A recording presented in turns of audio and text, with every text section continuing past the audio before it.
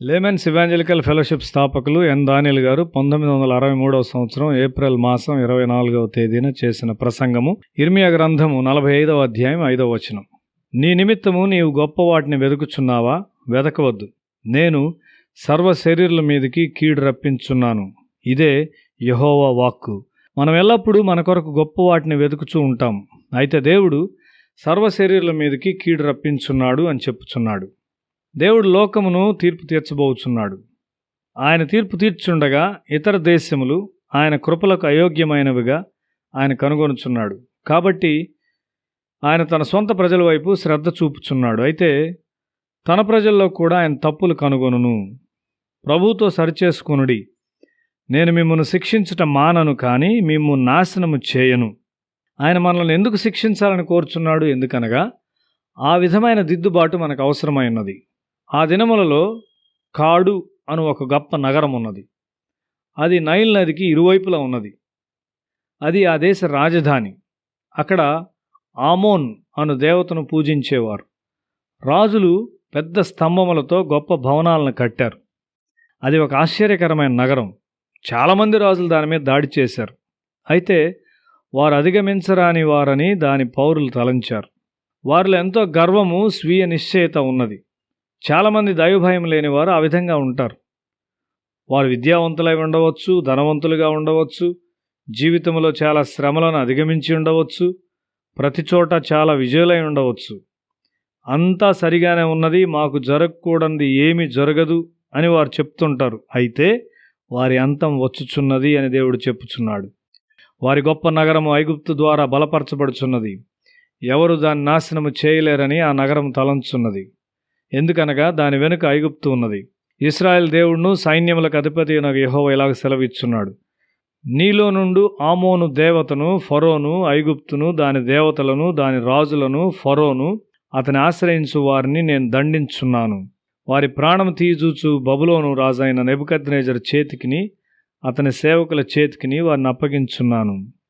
ఆ తరువాత అది మునుపటి వలనే నివాస స్థలమగును. ఇర్మియా గ్రంథము 46వ అధ్యాయము 25-26 వచనాలు. దేవుడు ఆ దేశమును శిక్షించబోచున్నాడు. ఐగుప్తు నెబుకద్నెజరు ద్వారా ఓడించబడబోచున్నది. ఒక దేశము లేక ఒక వ్యక్తి గర్వంగా తయారైనట్లయితే అది చాలా ప్రమాదం. మనలో ఎవరము తప్పులు లేని వారము కాము. దేవుడు న్యాయవంతుడైన దేవుడు. బహుశా మనము ఏ తప్పిదము లేకుండా కొనసాగుతున్నామేమో. మనము జయమును చూడవచ్చు. అయితే మన కొరకే గొప్ప వాటిని, ఎల్లప్పుడూ మన కొరకు మాత్రమే గొప్ప వాటిని మనం వెతుకుచుండవచ్చు. దాన్ని చేయవద్దు అని దేవుడు చెప్పుచున్నాడు. అన్ని దేశములను మరియు వ్యక్తులను నేను శిక్షించబోచున్నాను. అవి నాశనము చేయబడును, కానీ నేను నిన్ను నాశనము చేయను. ఎందుకనగా నీవు నన్ను ఎరిగి ఉన్నావు. ఏదైనా తప్పు చేసినందుకు తల్లులు పిల్లలను శిక్షించినప్పుడు ఆ పిల్లలు పారిపోక తల్లి మీద పడి ఏడుస్తూ ఉంటారు. అది చాలా స్పృశించే దృశ్యం. మనం కూడా అట్లే చేయుదుమని దేవునికి తెలియను.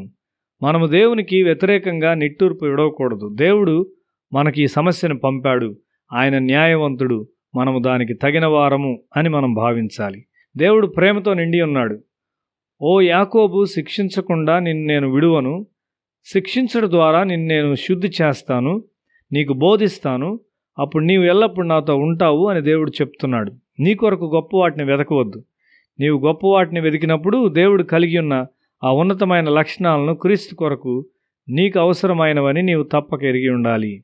మనకు కావలసిన లక్షణముల కొరకు మనము తరచుగా విచారపడము. మనకు గొప్ప బాధ్యతలను ఇచ్చడం ద్వారా ఆయన మనల్ని దీవించడు. దేవుడు నీ కుటుంబంలో ఒక ప్రవక్తను ఇచ్చినట్లయితే నీవు అతన్ని దేవుని కొరకు పెంచగలవా? నీవు ఒక హన్నా వలె ఉంటావా?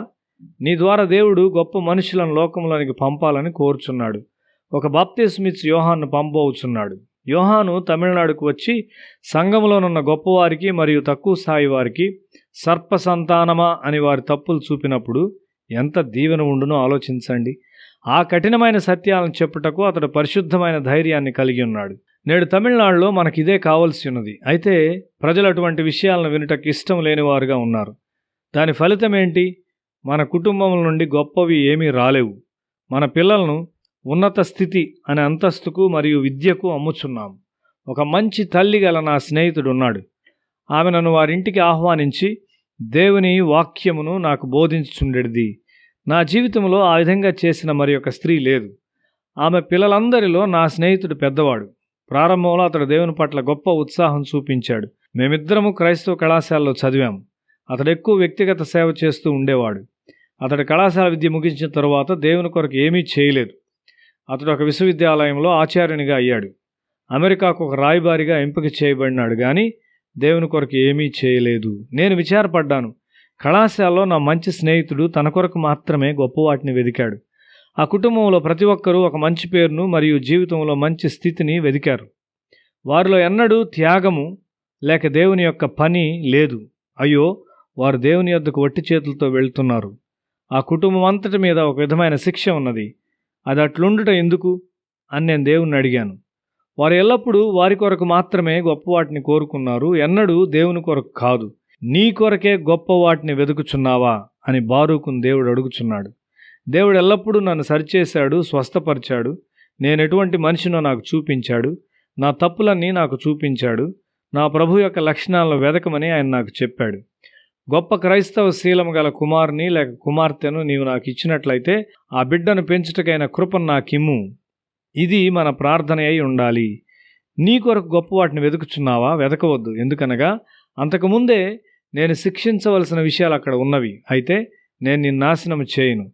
నా శిక్ష ద్వారా ప్రయోజనం పొంది నాకు ప్రీతికరముగా నడుచుట నేర్చుకొనుము. దేవుడు నన్ను శిక్షించినప్పుడు నేను ఆయనకు కృతజ్ఞునిగా ఉంటాను. ఎందుకనగా ఆయన నన్ను సరిచేసి ఆయన దృష్టిలో సరైన వానిగా నన్ను చేయుటకు ఆయన ఎంతో శ్రద్ధ కలిగి ఉన్నాడు.